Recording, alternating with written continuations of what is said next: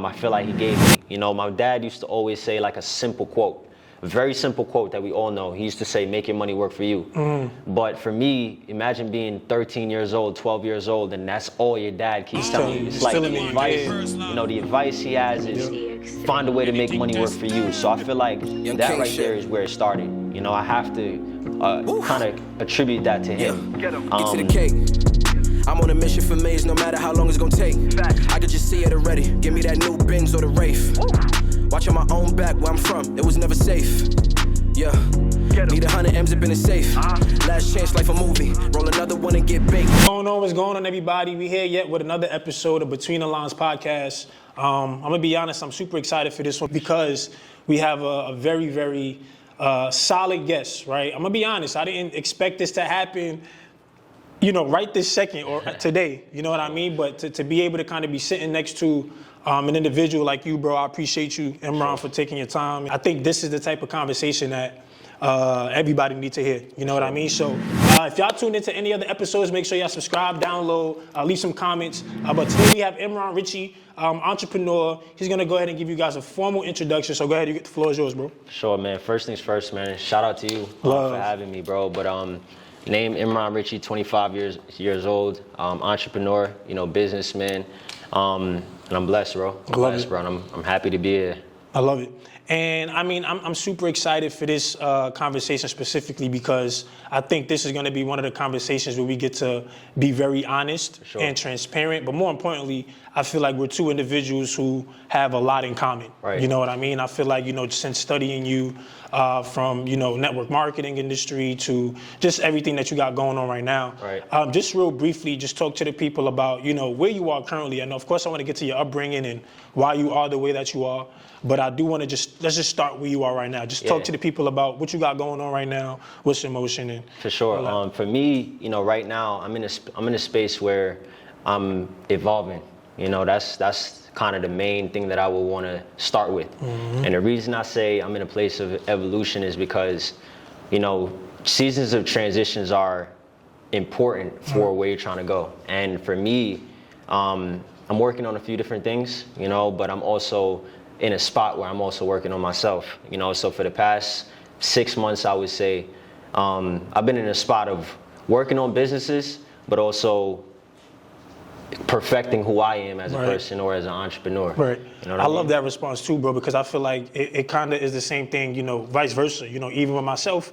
And just thinking about the last 6, 7, 8 months, you know what I mean? Just really having a whole bunch of endeavors, you know, that you want to embark on, but at the same time, you know, truly just taking the time to identify what your character traits are, what your personality is. And so for you, you know, what has been the hardest part about that? You know what I mean? Not only just everything that you're embarking on at this point in time, but how has it been balancing, you know, trying to figure out who Imran truly is, at the same time trying to put on, you know, all these other endeavors, for sure, things that you got going on? I feel, you know, it's gut. You know, that's, you know, you have to do what feels right. And for me, in the past, I would say 6 months to a year, I've been trying to attach myself to what feels authentic. You know, I've been trying to attach myself to what feels like, after it's all said and done, you know, things that I could be proud of. You know, and that's something that I've always kind of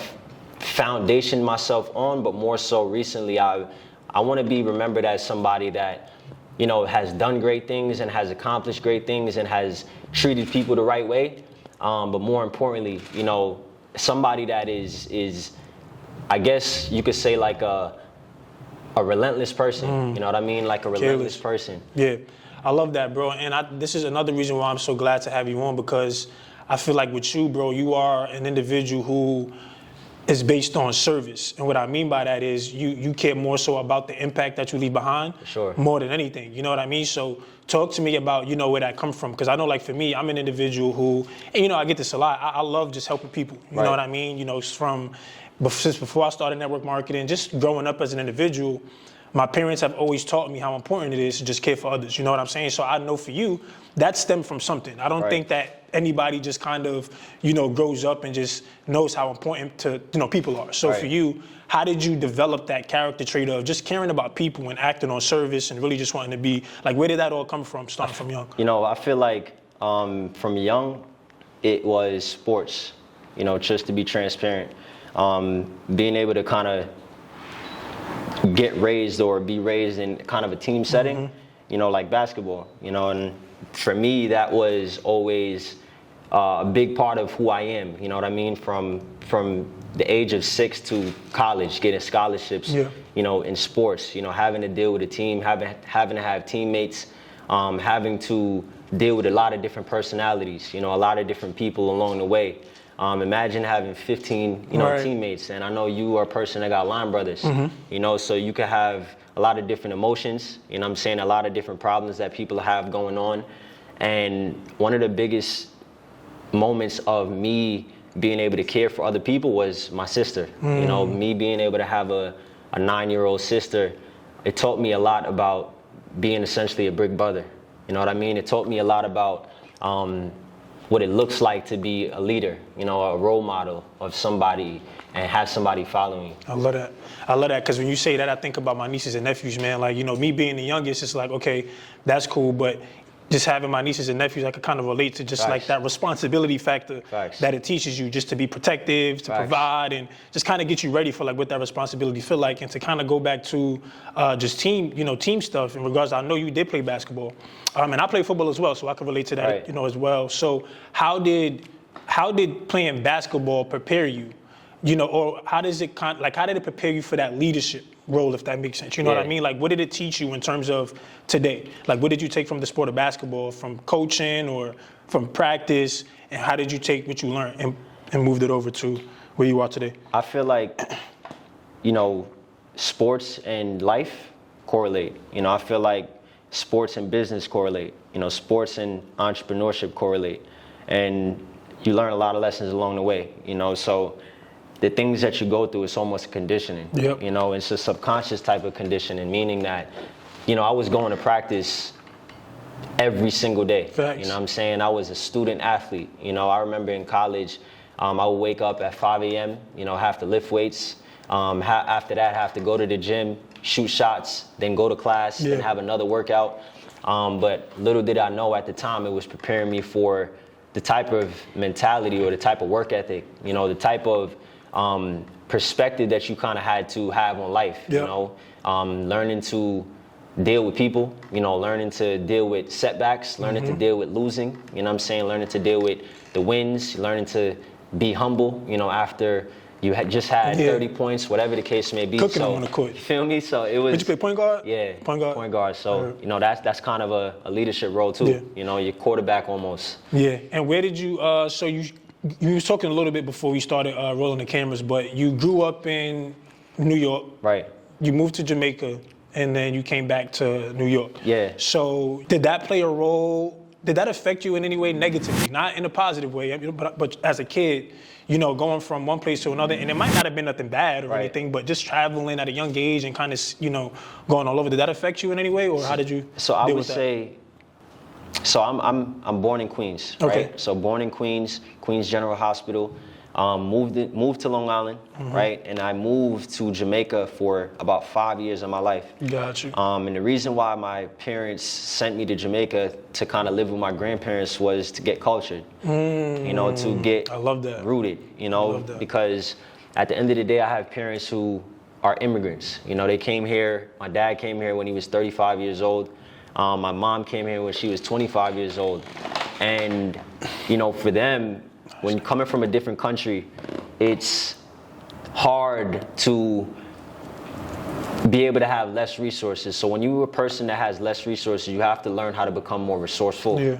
You know, so I feel like for me, not from a negative perspective, but for me, being able to go back to a third world country, you know what I'm saying, grandparents that never, ever, you know, lived in America, it allowed for me to have less, but have to figure out how to deal with less and make more. Love that, bro. And that's crazy because my mom is from Guyana, and I'm somebody who feel like I'm not cultured enough when it comes to that. So talk about how important that that learning curve was, you know, just culture. Because, I mean, I can only imagine if I went to Guyana for 5 years and really got to learn the roots of where my mom is from, you know what I mean? But I feel like that's something I don't have. So how important is it for people to honestly cherish, you know, their culture and where they from? I feel like, you know, it's everything. Honestly, I feel like to know yourself, you have to know where you come from. And that's important. You know, that's important to us as people. That's important to humanity. You know, but for me, it was important to know where my parents came from. You know, the type of things that they had to go through, you know, to learn stories, to hear stories of what it was like when they were my age. You know, I feel like for any single person growing up, you know what I'm saying, and any single person looking to chase success, it's important to know the people that came before you. You know what I mean? And for me, that's one of the biggest keys, you know, honestly, to the motivation, to the driving force of what I do, you know, and even the things I do today, you know, even the things I have going on with business today, you know, it is the reason why I wanted to even go back and do those sort of things, you know? I love that, bro. Nah, I think that's important, man. So for anybody that's, you know, listening or watching, I think, you know, just kind of taking that message of, you know, really learning your roots, man. I think that's something that's 100%. Very important. And I wish that, you know, I mean, I still can always go back and get culture, but I wish that's something that I've had. So for those of y'all that, you know, have family that might not be from America or that's from a different, you know, country, definitely make sure y'all do your due diligence and go get culture. And I kind of want to just tap into like the nitty gritty now and just really talk about like, how did you get started in the entrepreneurship space? Where did, you know, okay, so we spoke about your upbringing, we spoke about you know, your family, you know, your culture. Where did Imran, the entrepreneur, where was he born? You know what I mean? Like, where did that mindset and that mantra start? So for me, you know, just background again, because I feel like it takes a little bit of background to get to that point. Of course. But for me, you know, coming from a household of split, you know, my mother lived one place, my father lived one place, but my mother was, you know, an employee. She worked in the healthcare field.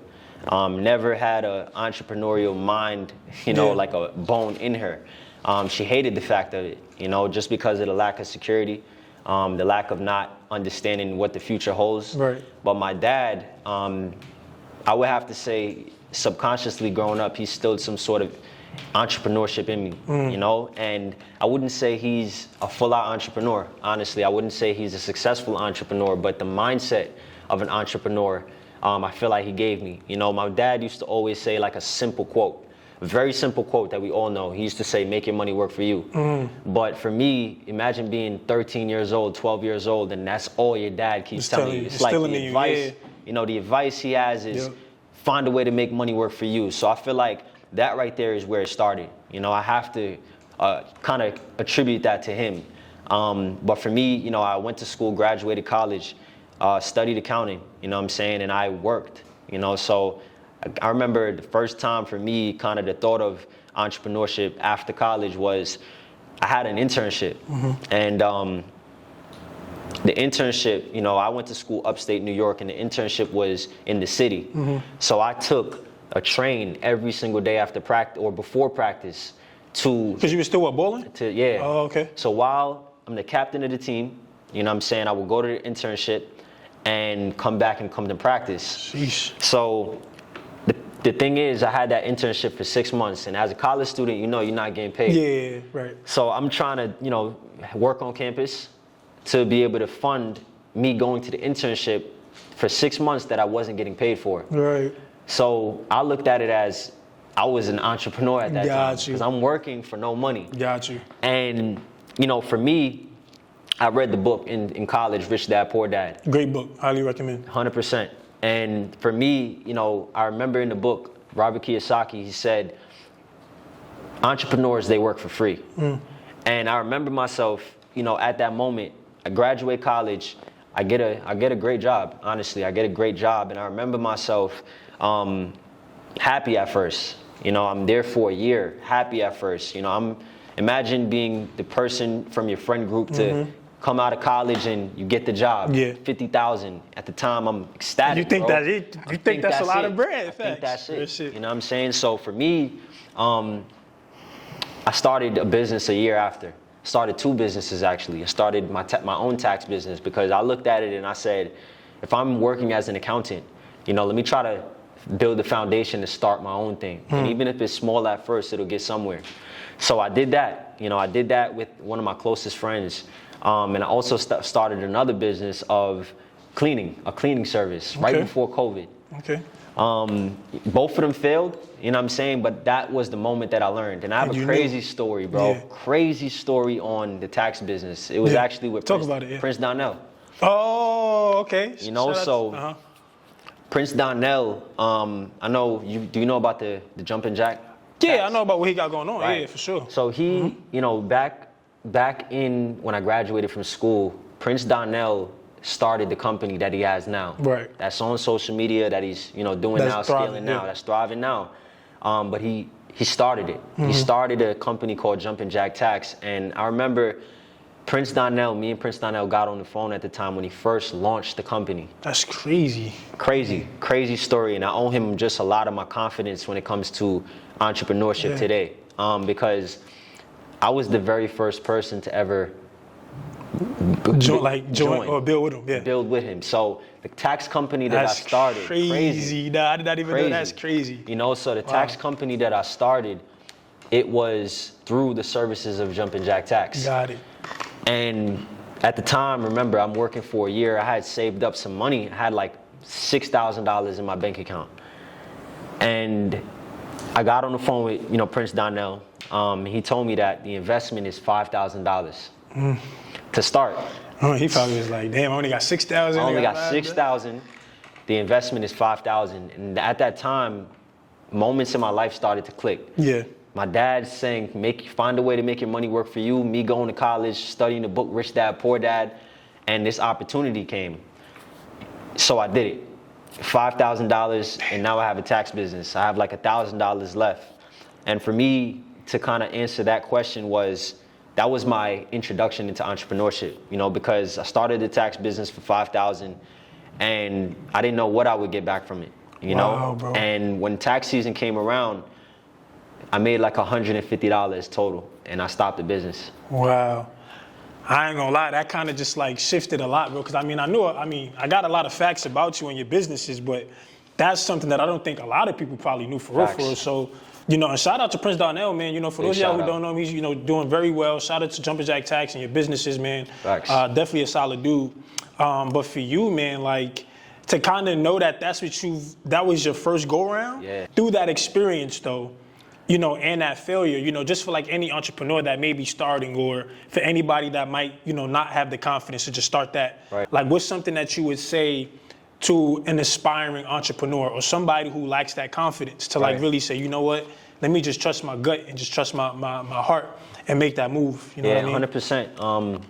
First thing is, you don't know what can happen. You know what I'm saying? And at the end of the day, that was me betting on myself. The confidence came from honestly planning it. Right. A lot of the things that I do today, or a lot of the things that I get done today, I took the time out to plan it, and that's where the confidence came from. Right. You know what I mean? So I would say to anybody, man, anybody looking to be successful in the realm of entrepreneurship, it's important to understand that there's somebody out there that's inspired by you. Absolutely. You know what I mean? I agree with that. You'll be surprised by it, I agree with that 1,000%, bro. I definitely agree with that, especially when it comes to the confidence. Facts. Because even like, and I just think about my experiences, bro. I feel like we have two completely different, narratives when it comes to how we got into entrepreneurship. You kind of, had that inspiration and instilled in you from your father, and just kind of taking that, that message of making your money work for you.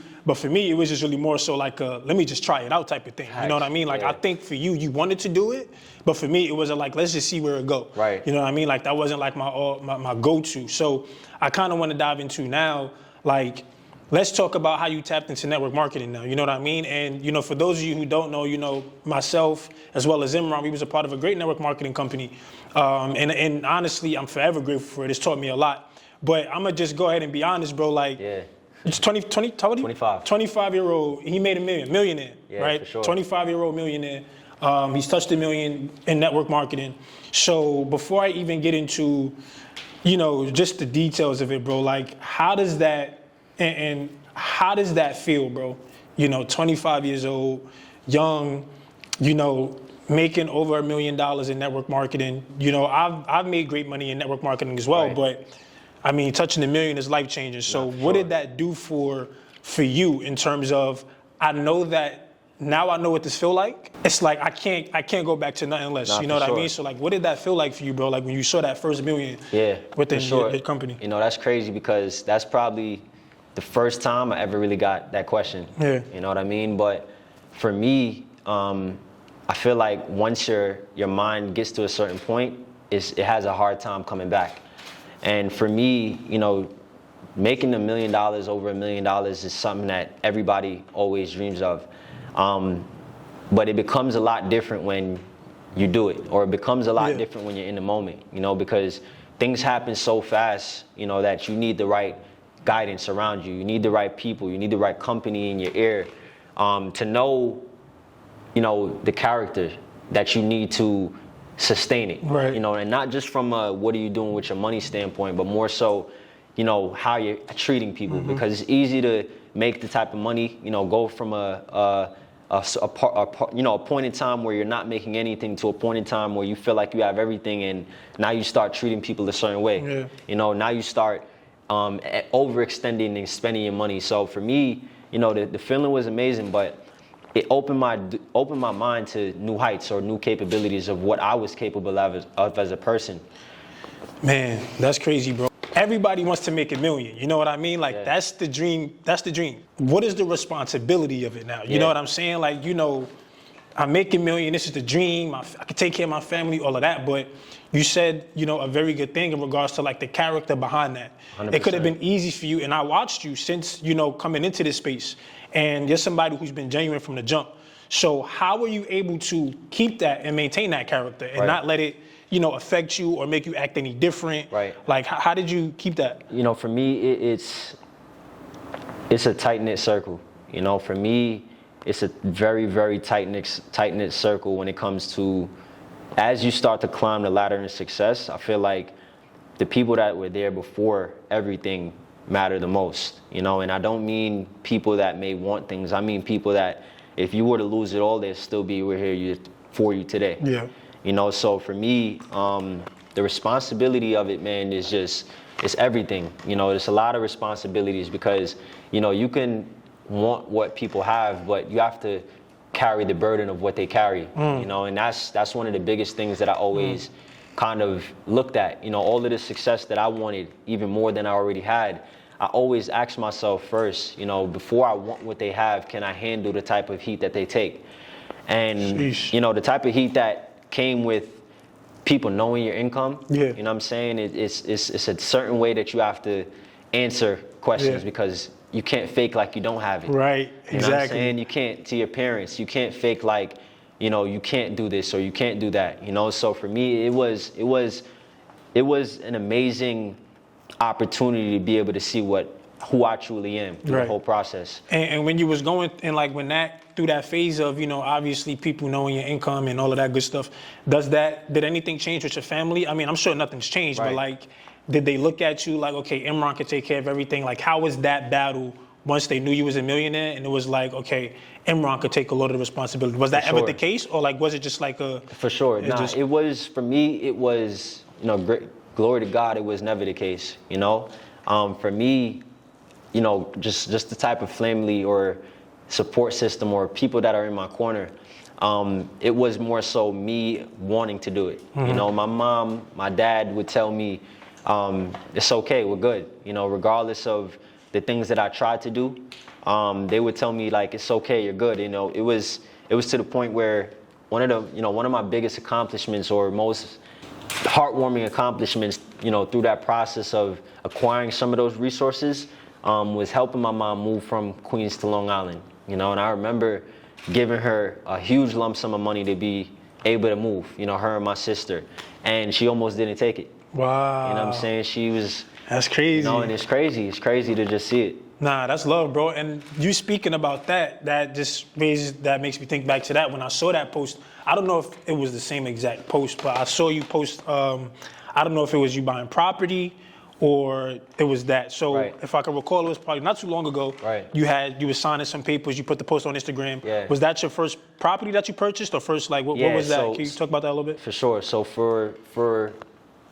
the first, that day, it was two separate moments. Got you. So my mom, like a month before, she had closed on a house, just to live in. But that day specifically that you're talking about was December, like December 15th, 2021. I bought my first investment property. Congratulations, bro. Thank you, bro. And basically it's a building in New York. It's a 4-story building. And, for me, I've always been a person to want to invest into real estate. Yeah. Just kind of studying some of the people that I study, just people like, my dad is number one. That's dope, you know what I'm saying? People like Grant Cardone, Nipsey Beast. Hussle. Certain people that I study when it comes to an entrepreneur or a businessman, or certain moves to make when it comes to generational wealth. Right. And I had the opportunity to do it, and it taught me a lot, throughout that whole process of just going what it takes to buy property. You know what I mean? So, it's a blessing. And like when tapping into real estate, at what point, you got the 4-story. So is it going to be? What is the space going to be used for? Is it going to be like Right. you renting it out? For sure. So right now, currently, it is 3 units are rented out. Right. So Okay. people live in it. They pay rent. Got 3 you. units. But the bottom, the basement of it, I turned it into an Airbnb. So when I bought the house, I invested a little bit more money into it to kind of buy the furniture, make it an Airbnb.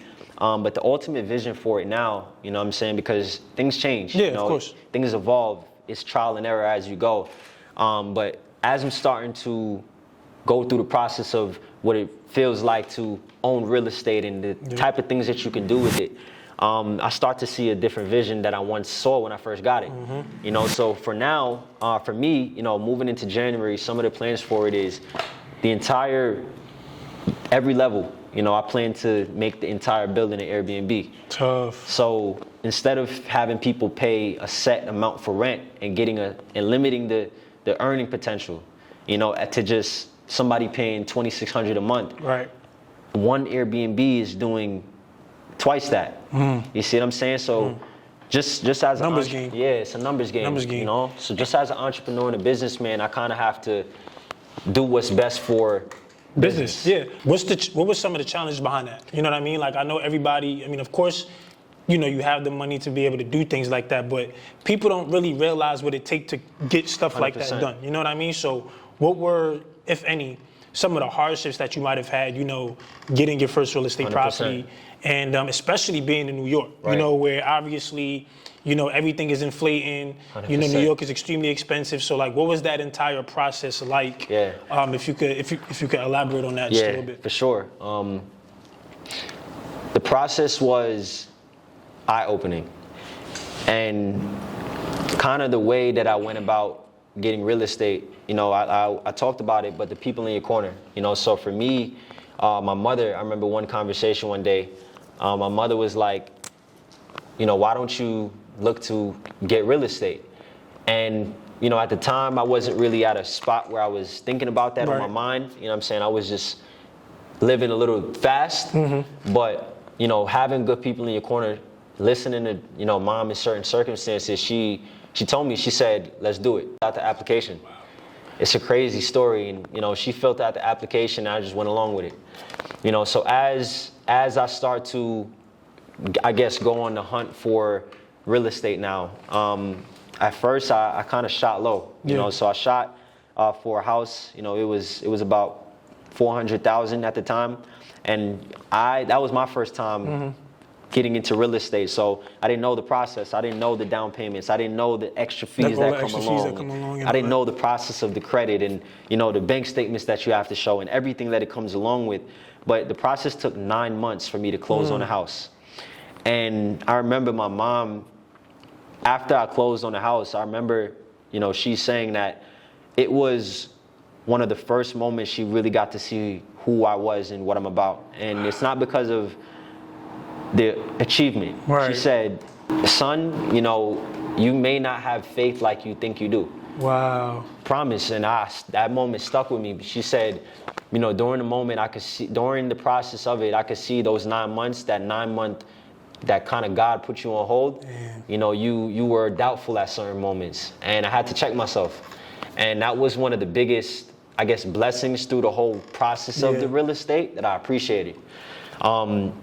You know, but for me, going through the whole process of the underwriting team and everything, it was amazing. It's a lot more than people think, man. More than people think. And just you talking about that feeling, you know, from your mom, just kind of, you know, telling you what she's not learned about you, but what she's noticed. Yeah, what she's noticed. You know, with you and that grit. And it's crazy because you kind of mentioned that about yourself in the beginning, but when it came to those moments of, you know, doubting yourself and not necessarily thinking that it might not have been what you thought it was, what kind of got you back into the space of, I got to keep pushing through? Not, I'm sure it probably was your mom or, you know, you don't want to disappoint, but how did you get yourself back in the rhythm of, I can't just let up, I got to just keep, going? For sure. It was adapting and adjusting. I remember the other day we had kind of a conversation on that. You know, just facts. You definitely said that. You know, just adapting and adjusting as situations come along. During that whole process, a lot of situations did come along. You know, it was a lot of obstacles that kind of tried to get in the way to, at times, look like it wasn't about to happen. But the house, you know, it cost $1.2 million. You know, and that's a blessing because real estate, you can never really lose on real estate. Right. It'll only appreciate in value.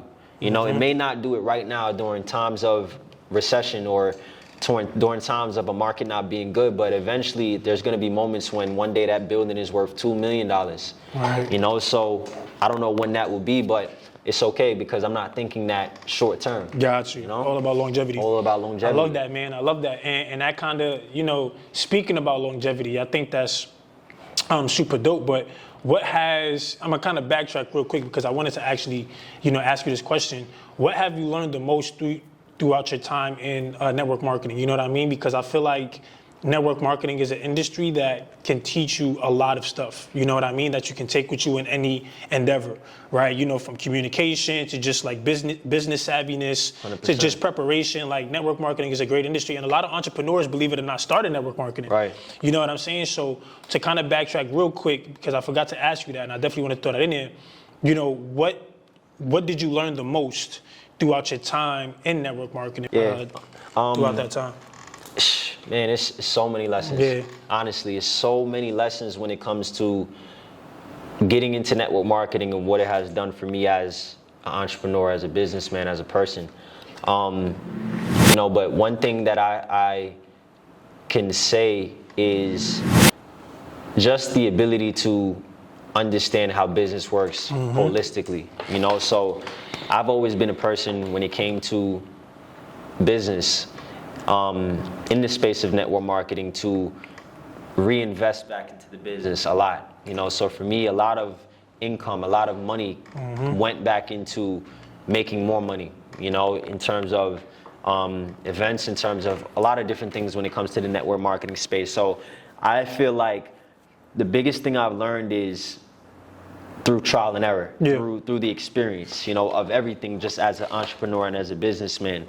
I fully can't point out one area specific, you know, because the relationships aspects of business I've learned a lot. You know, I've learned about the reinvestment side of business. I've learned a lot about, you know, just everything, man, leadership, when it comes personal development, every single thing that I'll forever take with me in any endeavor. You know what I mean? And what did that do for you, right? Like, talk about personal development. You know what I mean? Like, I'm big on, you know, as a millionaire, you know what I mean? Just taking everything, take away network marketing, all that, the fact that you're a millionaire, right? I think you're still in a class of your own because, you know, a lot of people don't make that money. So as a millionaire and as an individual who, you know, has to balance so much, you know, how important has that personal development been for you? You know what I mean? Like, from who you study, who you listen to, like, what is some of your day-to-day routines, or how do you kind of get yourself to stay sane, you know? For sure. I feel like it's all about being conscious, you know? You have to be I consider myself a very aware and conscious person, you know? So I learned in a book, I read it in a book, it said every new level of consciousness, there's a different language. And I truly do believe that, because you just coming into a space of digital entrepreneurship or come into a space of, entrepreneurship period, there are just certain things that, a language that people speak. And the language starts to become more familiar on, I guess, these levels of success. So for me, being able to step into myself and step into personal development has been everything, and it's so wide. It's a wide range topic when you talk about personal development because it's all about what you consume, what you feed yourself, your diet. And it goes from what you listen to. So I'm a person, I don't listen to a lot of different music. Got you. So let's just starting where people may relate to the most, because I know everybody doesn't read. Like Facts. how, I know, Facts. you know what I mean? So I know, let's start about the things that you listen to, and I've learned through that space, it's important to kind of guard what you listen to, guard what you see, guard what you hear. So I'm a person that I listen to very conscious music, so one of my biggest inspirations is Nipsey Hussle, and it's always been, I've studied Nipsey for years, not just as a rapper and the things that he raps about, but more so as a businessman, as an entrepreneur. And where did that come about? So it kind of came about where, honestly, just through the rap. Got you. Through his music. Through the music. Through the words that he was speaking, because he had an interview and he said, music is spiritual. So, and I resonate with that because at the end of the day, I started to kind of listen to the words, and I kind of started to resonate with Nipsey years ago. But the things that he was saying was uplifting. Yeah. So I'm the type of person that I listen to this uplifting music. It puts me in a certain... Puts you in a great space. Exactly. Yep. It puts me in a creative space. It puts me in a space of like hard work. You know what I'm saying? Kind of chasing the things that you want to achieve. And on a personal development tip, that's kind of where I started with the type of music that I listen to. And then as I started to dive into personal development a little bit more, I started to say, okay, I got to be aware of the things that I'm looking at. So for me, I started to say, okay, what am I reading? Who am I following on Instagram? Who am I exposing myself to? And, personal development, before it gets to that deep, deep side of personal development that people think about, it's the little things that you don't even think about. You know what I'm saying? The posts on Instagram that it just spoils you. Yeah, and that's why I hate social media. I mean, I don't hate it, but it's like, you just got to use social media for the right reasons, man. I think you truly do. And, for you, it's like it's so crazy. I recently heard this interview. You probably saw it or something, but I recently heard this interview by Shaq. It's just been all over social media, bro. And he was talking about, he doesn't feel no emotion. And I'm only asking you this question because you've made a good amount of money. You know what I mean? I think it doesn't matter what age you are. Once you have that responsibility, he was talking about how he don't have time to feel emotion because of his responsibilities of providing for everybody. So he don't have time to think about his personal well-being. So for you, I mean, obviously you're good on personal development and stuff like that, but how do you truly feel about that, being somebody who is responsible for a lot of things, because having made, a large lump sum of money and having the responsibility of I mean, granted, your parents said you don't have to, but you still willingly take care of things. Do you be having time to like really pour into yourself? Because it's like we try to pour out so much for family and friends and our communities and people that look up to us, but it's like, when do you have time to really chill with Imran? Yeah. You know what I mean? For sure. For me, honestly, the times of solitude mean the most. But it's not the most time, if that makes sense. Got you. So it may be a little bit of time, but I try to take that little bit of time as the most important. So the moments in the shower, when it's just you and your mind. Your mind, I'm a big person on kind of controlling your thoughts and controlling the things that you think on a day-to-day, because you got 24 hours in a day and you have so many thoughts that you can possibly think. So for me, it's all about breaking down those moments of like idle time. You know what I'm saying? They say like idle time is the devil's playground. Absolutely. So and that's what I mean by just conscious and aware. I've grown to study people, or I've grown to be some sort of aware person when it comes to just the things that you're thinking on a day-to-day. So I would say the time isn't that much, but you still squeeze it in. But it is still squeeze it in for sure. And do you have moments of just like, do you have moments of like, damn, like, I did this. You know what I'm saying? Like, how often do you think about that, bro? Yeah. Honestly, sometimes I'm in a weird spot with that because I do have moments where I say like, damn, I did that, but I don't dwell in it too much. Got you. You know what I'm saying? Because I feel like just the type of generation that we are, it's always what's next. Right. You know what I mean? It's always, okay, what else is there to do? You know what I'm saying? You check something off the list, okay, what else? So I feel like, I don't know if this is me or if it's a good thing, but I am a person to kind of drop it and move on. Got you. Nah, I agree, bro. I agree, because it's like, you still got a lot more stuff to do, bro. For sure. This is just the tip, ice of the tipberg. But so for you, what is next? You know what I mean? Like, Sure. I've noticed that you've been working on, a little documentary, if I'm not mistaken, Mindset Worth Millions. Facts. Right, Mindset Worth Millions. I remember just going through your Instagram and just seeing like this little clip, and I think it's of you like doing some work in Jamaica. Right. Obviously.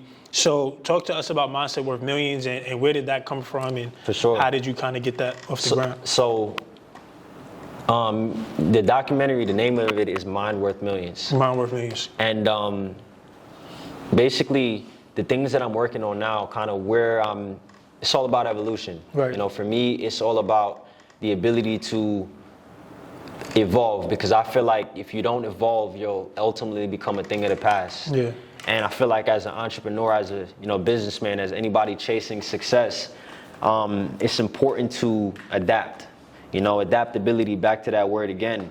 One of my favorite quotes is, "The learners inherit the earth." And if you don't take the time out to learn the things of the future, you'll become a thing of the past.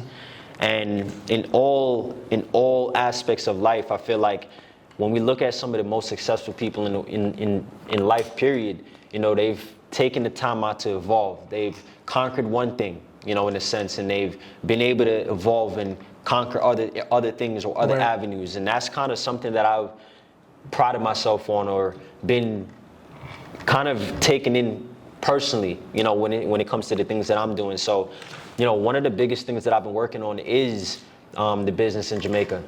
And what it basically is, it's a plaza mall. So Dope, bro. it's in an up and coming area in Jamaica. It's not a super hot, super It's not like a sexy crazy spot, I got you. But just being a visionary and somebody that kind of sees things before it happen, I feel like it can get there at some point. Yeah.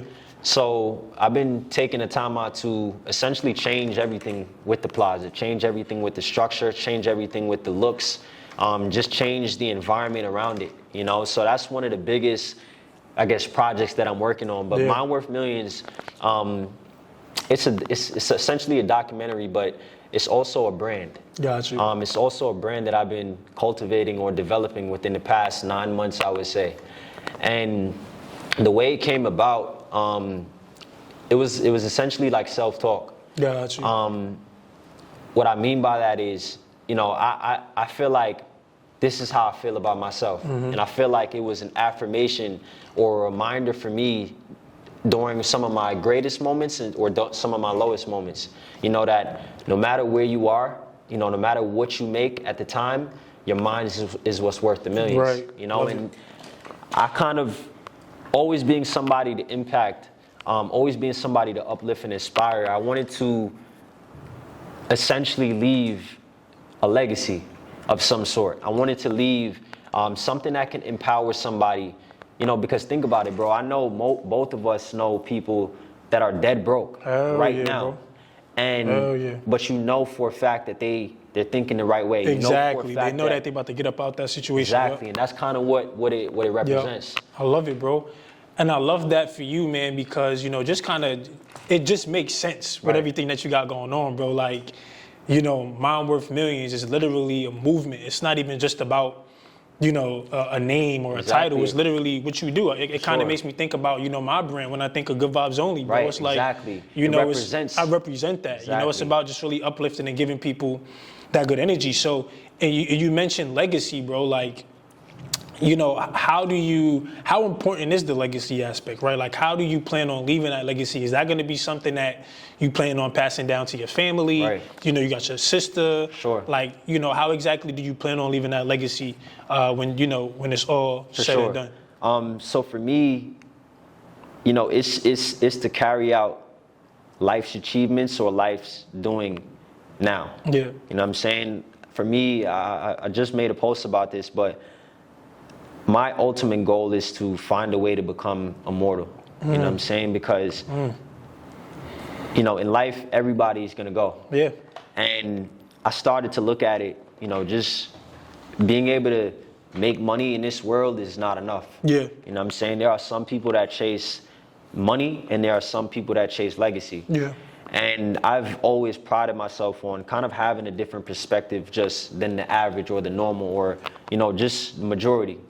And for me, I've always tried to make certain moves in business or just as a person, as a man, kind of different than the status quo. Yeah. You know, so these are the reasons why I wanted to get in real estate at a very young age or do certain things in my money or, you know, start businesses because it essentially wasn't the norm. Yeah. And, you know, when it comes to legacy, man, I want my legacy to be carried out by the things that I've left, you know, by how I treated people, you know, by kind of the achievements of life's doing. Yeah.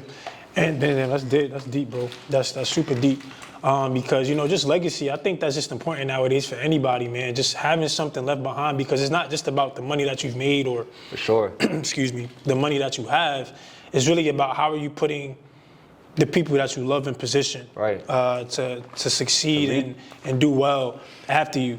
And, you know, my next question for you is, like, when you think about everything that you have going on and you think about everything that your name is on and the legacy that you're about to create for you and your family, you know, let's talk about the money is made, you know, the things are out there into fruition, but like how real is it when people who make a lot of money says it's not truly what you think? And what I mean by that is like the dark moments of being a millionaire, if that makes sense, or just making money. You know what I'm saying? Like everything seems to be great. Everything seems to be in motion.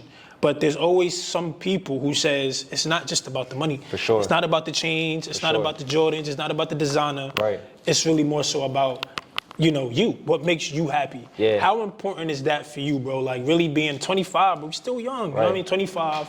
Like you got a long life to live. I mean, we like to look good, so Facts. of course we like to buy designer and all that good stuff. But just for the average person, like, is it true when people say it's not just about the money? Like it's really about what's here. You know what I mean? 100%. You know, just being vulnerable. Because I feel like people deserve that. Just being vulnerable. You know, money can come and money can go. Right. And I've had points in my career as an entrepreneur. I've had points in my life where things have never just been sweet. You know what I'm saying? And I've been in moments where I've lost a lot of money or I've, you know, been in predicaments where everything was amazing. And I feel like that's where kind of Mind Worth Millions came. Yeah.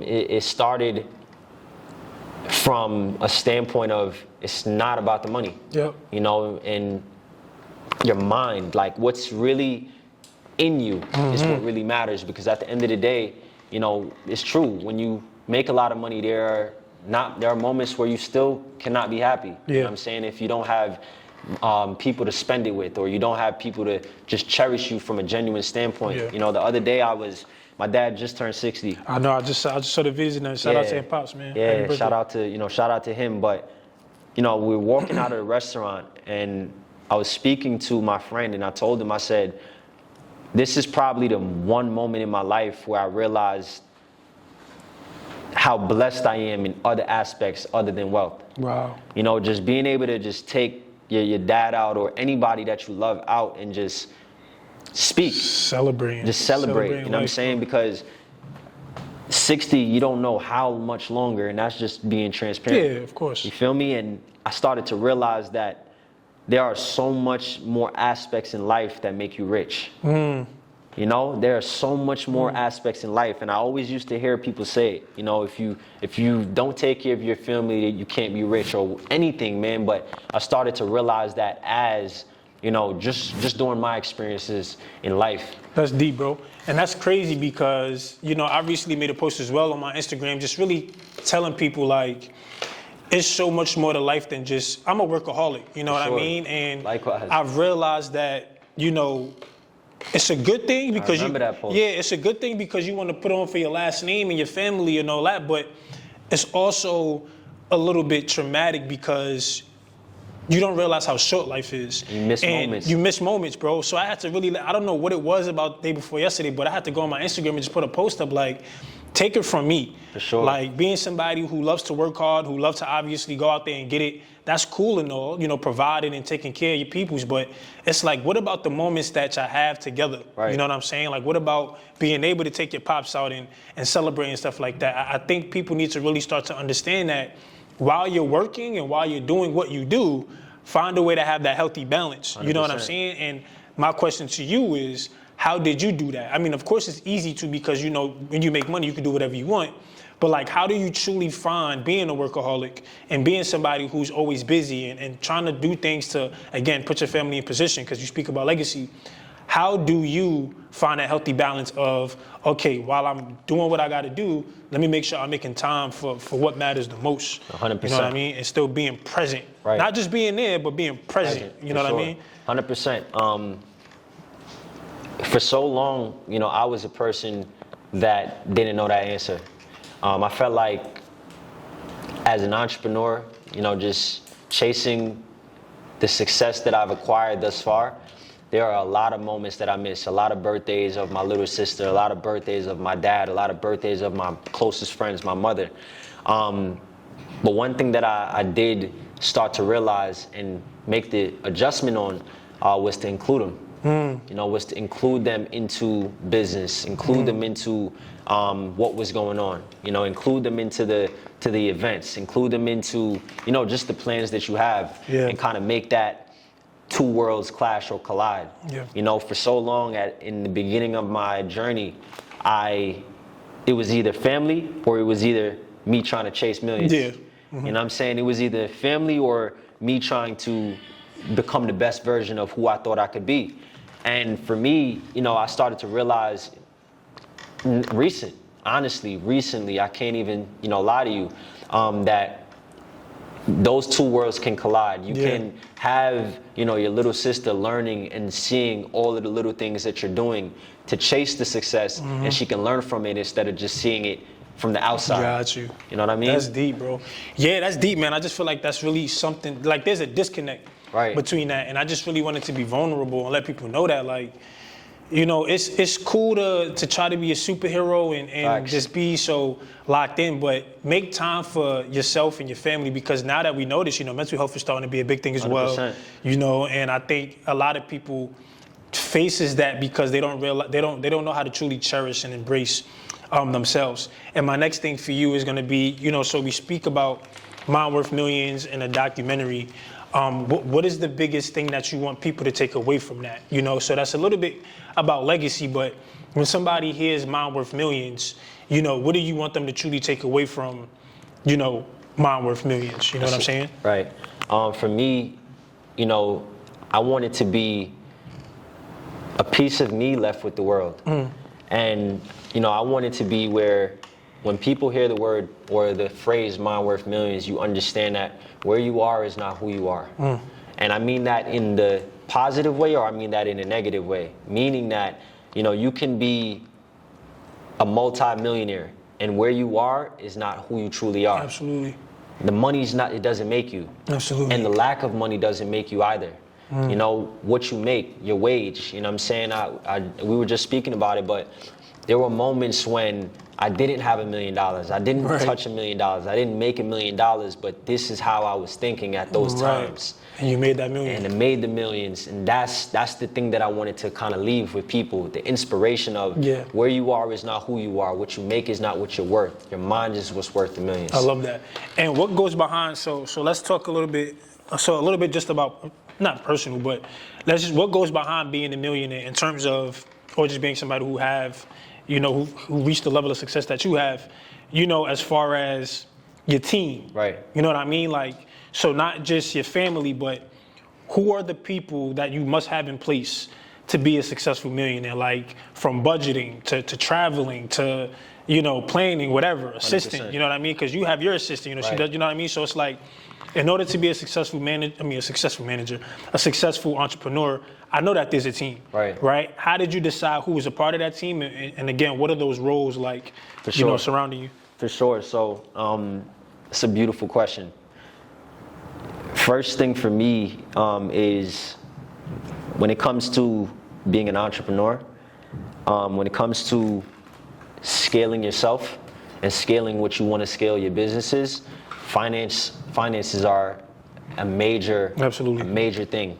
And I've been blessed with the ability to understand accounting myself, but I've also been blessed to have a team that can help me manage finances, that can help me understand what to do with my money, that can help me be accountable, because at the end of the day, having an accountant or having a financial advisor or anybody that can help you from a financial standpoint, they're your accountability partner. Right. You know what I'm saying? They're seeing your accounts. They're seeing the money you spend, the money you spend, when you don't have it or when you don't, So I feel like as you start to scale, an accountant is a super important of scaling anything, scaling any business, because at the end of the day, if you're holding yourself accountable, you're not going to really be accountable. Got you. So I feel like that's number one. And, the second is I would have to attribute a lot of my success to my assistant. Absolutely. You know what I mean? She's dope. She's dope, So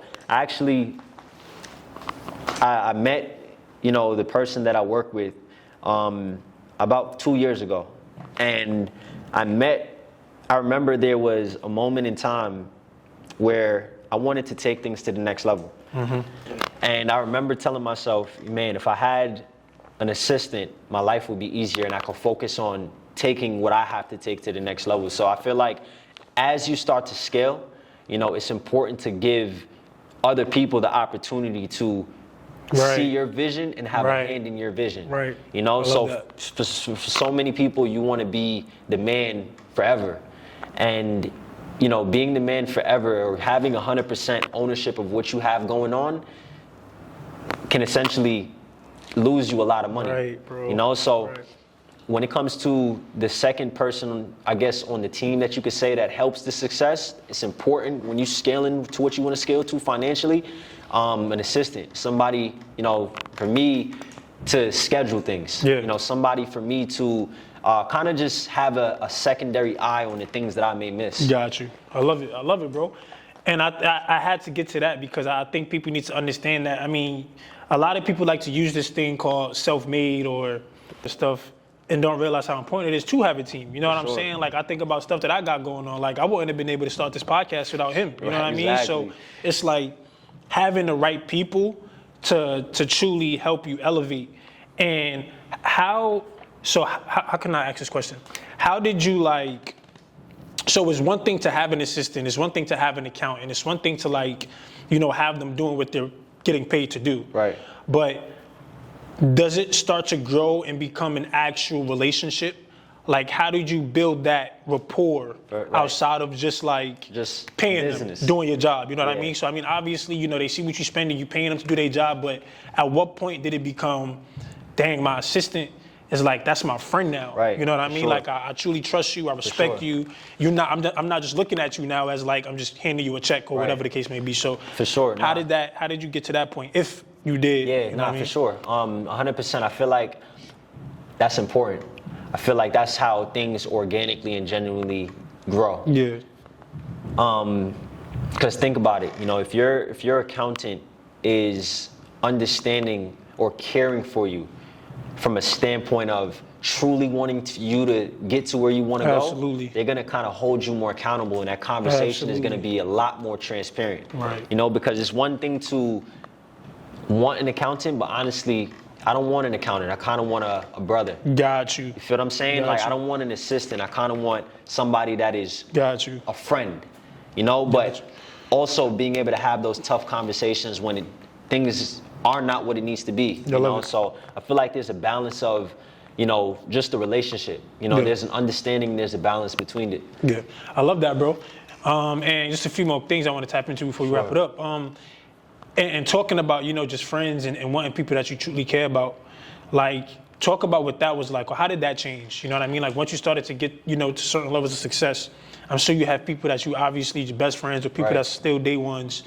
But what started to shift as you got more successful? You know, because I know, like, even with myself, like, as I got to new levels and I got to certain places in my life, I started to separate from a lot of people. Right. You know what I mean? But in retrospect, I still had a lot of great relationships. So for you, what did that look like for you? Like, were friends starting to move a little bit eerie? Did a lot of people support what you had going on? Like, how did you, you know, decipher who was in that circle? Or like, yeah, so I think personally that I've never been a person to expect support.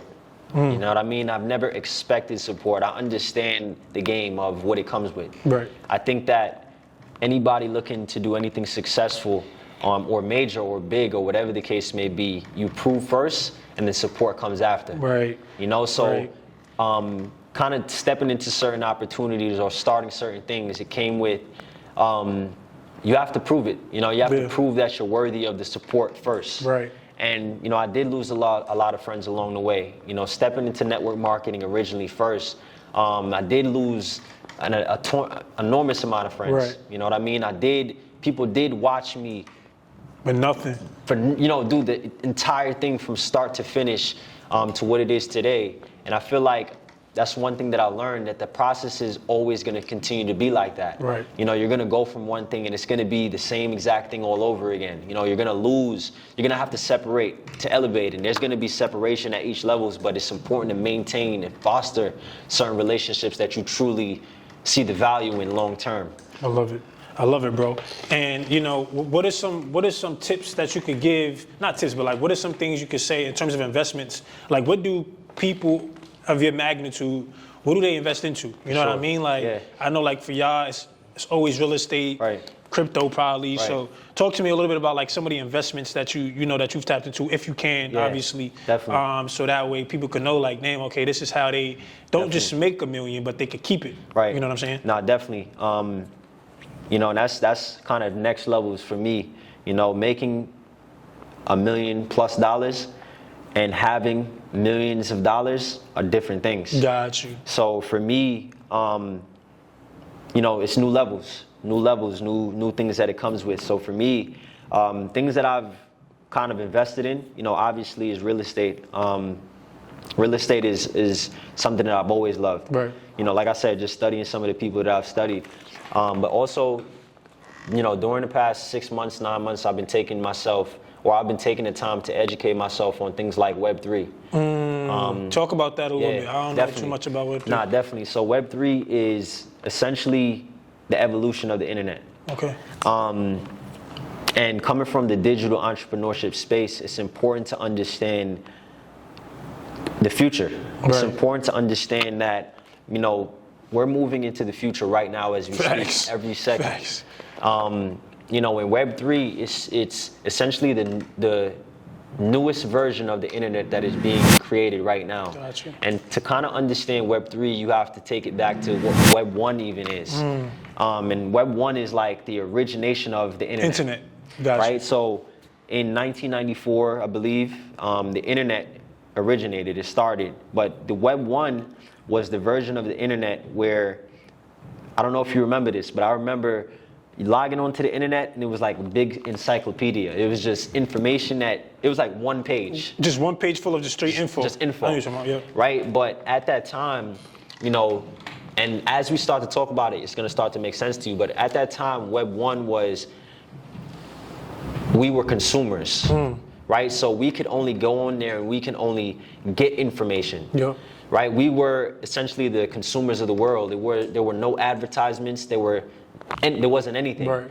Then Web 2 started to come along around 2001 or 2004, and this is what we have today, where not only now are we consumers of the internet, but we're also producers. We can put out right? We can produce and put out content. And, essentially now this is when this started to evolve from Web 1 to Web 2, essentially what happened was, little did we know we were giving the world or giving these companies or these huge entities or monopolies our information. Wow. So you ever wonder why, we can... Web3 is crazy. Yeah, but you ever wonder why we can go on Instagram and I have a whole different feed than you have and we follow the same people? And we follow the same people. It's because of the information that you've not knowingly given them. Like they know everything about Markese Elliott. And this is kind of what Web 2 is right now. But Web 3 essentially is it's gonna be, it's not here yet, but it's being developed. And this is kind of what I'm learning about to invest in, because these are the things that are gonna make the world. And that's gonna be the future, bro. It's gonna be Just the think future. about it. Yeah, that's gonna be the future, bro. But Web 3 is essentially the internet, but with like blockchain technology. So it's gonna be more decentralized, where creators of the internet now are gonna be able to monetize off of their platform. So like you have 20,000 followers on Instagram, but you can't really monetize off of that because Instagram has a monopoly. Right. They don't want you to truly monetize that. Exactly. Got you. Damn. Web3 is lit. Now that's dope, man. I ain't know too much about Web3. And what about crypto? Are you heavily involved in crypto as well? For sure. So crypto, definitely. One of my biggest kind of cryptos that I like is Ethereum. And the reason being is because things like Web3, things like the metaverse, things like NFTs, things like DeFi, decentralized finance, these things are powered by like Ethereum networks. I love it. And I've just been studying for the past 6 months, Yeah. you know what I'm saying? Taking the time out to learn and educate myself, educate my wisdom and my instincts. But I've just noticed certain things, how more involved the word Ethereum is now, you know what I mean? So definitely, and it's amazing times right now to be able to invest into some crypto, some Ethereum and stuff like that. I love that, bro. And we're gonna wrap it up real quick. I just want to ask you this one last thing. Sure. Just out of curiosity. For sure. What was the most amount of money you spent in one day? Oh shit! Damn, that's. I would say, in one day. In one day. I mean, for business. In general, it could be the most So, money that came out of your account. For sure. So in one day. I remember I did an event, 100 Summers Experience. Remember that event? Yeah, I didn't go, but I remember it. Yeah. That event, it cost me $167,000. So. Yeah. So that event, I remember. I remember the feeling. I remember the feeling. You know what I'm saying? Like it getting wired out the account one day. You know what I'm saying? Like boom, 167 gone. Like did that still hurt you though? Like knowing that it was coming back, but did it still like damn? Nah, definitely. I remember what it felt like. You know what I mean? I remember what it felt like, and I remember the moment of not knowing if it would come back. You know what I'm saying? Because I know in terms of what I want. Yeah, you know what I'm saying? But I remember it took me back to those moments of like I've been here before. Yeah. The Prince Donnell moments of investing $5K. So I've kind of just been able to say 167,000 on an event. For an event. Yeah. That is crazy, bro. For an event. I can't lie, for an event. And I'm just thinking about that because it's like I be knowing y'all be putting on these crazy events and I be like, yo, I could only imagine, what that feeling is like. But aside from, obviously leaving your account, how did it feel, throughout that time? Now, this could be the last question because I want to wrap shortly, but how did that feel knowing that, I'm putting this back out into my business? Right. You know what I mean? Like spending $167,000, I mean, that's cool, but was there joy in that? Like, damn. Yeah, there was, like, for sure. What did that feel like when you was planning it to like just getting ready to execute the event? Right. Like, what was that feeling like behind all of that? It was heartwarming. It was heartwarming because I knew that I've been in those situations, and this is something that I thought about, So I kind of attribute where I am today from those moments. Right. So for me, it was about recreating the experience of what someone did for me. You know what I mean? I remember people like Bryce Thompson throwing an event. Facts. And at the time, I'm dead broke, but I'm out there and I'm believing in what I see. So for me, the ability to kind of do that for somebody, whoever it was in the room, and give him that belief and confidence from seeing where I was maybe a year ago to that point, it was the most fulfilling part. Damn, nah, that's dope, bro. And sure. aside from business, what was the most you spent on just like, let's say you went shopping or something? Yeah, nah, I probably I probably spent like 10, 15,000. That's not that bad. Yeah, That's calm. bad. Yeah, that's calm. That's calm. Yeah. All right, man. Nah, I think you definitely you But gave hold us. on. Before you do that though, I did spend like a watch. The watch was like 22,000. So Around. Okay. All right. Dang. Is it the one that you got on? Facts. Respectfully. And when did you how long did you have that? This is I probably had this for a year and a half. So, Dope, bro. Nah, I think you definitely gave us a lot of value, bro. Again, I think we just want y'all to get from this, like this value, just understand that, it's just truly about what you leave behind, you know what I mean? Like the legacy, and just what you do when your time on earth is just gone, you know what I mean? So, Imran, again, I appreciate you, bro, taking the time and really coming out. But real quick, let the people know, how can they stay connected with you? Like, spell out your Instagram for them or whatever you got going on, so they could, stay connected. Imran Richie on Instagram, right? IMRANRITCHIE, no underscore. I know there may be a lot of fake pages, but that's me. That's my Instagram. And there's a lot more to come. Not from me, but from the podcast. Appreciate you, bro. From Kese, man. It was a pleasure, bro. Love, bro, always. Sure. Look, man, he just got me my first bottle, man, to show love. But look, man, if y'all enjoyed the episode, gotta get it real quick. Hold on. Thanks. Oh, you dropped the phone. Nah, shout out to you, my bro. My boy got me a bottle, man. My first one, showing some love to the podcast. But all jokes, man, if y'all enjoyed the episde, be sure to comment, like, subscribe, share. Be sure to keep up with Imran and all the great movements he got going on. Shout out to the whole production team. Love y'all, man. See y'all soon. Peace. Get to the cake. I'm on a mission for maze, no matter how long it's gonna take. I could just see it already. Give me that new Benz or the Wraith. Watching my own back where I'm from, it was never safe. Need 100 M's up in the safe. Last chance, life a movie. Roll another one and get baked.